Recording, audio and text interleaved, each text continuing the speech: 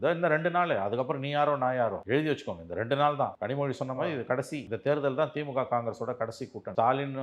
ஸ்டாலின் வரட்டும், தமிழ்நாடு ஆள என்ன அது அந்த பாட்டு ஒண்ணு ஓடுதே. ஸ்டாலின் தொடரட்டும், தமிழ்நாடு வெல்லட்டும். ஸ்டாலின் தொடரட்டும், தமிழ்நாடு வெல்லட்டும்னு தனிநபர் சார்ந்ததா தான் எலெக்ஷன் போகுது. ஸ்டாலின் பெயரை குறிப்பிடாம ஒரு அசெம்பிளி எலெக்ஷன்ல ராகுல் காந்தி பிரச்சாரம் பண்றாரு. காங்கிரஸ் திமுக கூட்டணியில இருந்துகிட்டுன்னா தெளிவா புரிஞ்சுக்கலாம் இது என்ன அலைன்ஸ்னு. எடப்பாடி பழனிசாமி பேரை மோடி சொல்லாததை பெருசா பேசக்கூடிய திமுக தொங்கு சதைகளும், திமுக வாடகை வாய்களும், அறிவாளி அல்சேஷன்களும் இதுக்கெல்லாம் என்ன பதில் சொல்லுவாங்க? எடப்பாடி பேரையே சொல்லல, எடப்பாடி பேரையே சொல்லன்றாங்கல்ல. இப்ப ஸ்டாலின் பேரையே சொல்லலையா? இந்தியா கூட்டணின்னு ஸ்டாலின் எங்கேயுமே வாய் திறந்து பேசுறது கிடையாதுங்க. இந்த தமிழ்நாட்டில் இந்தியா கூட்டணியே கிடையாது.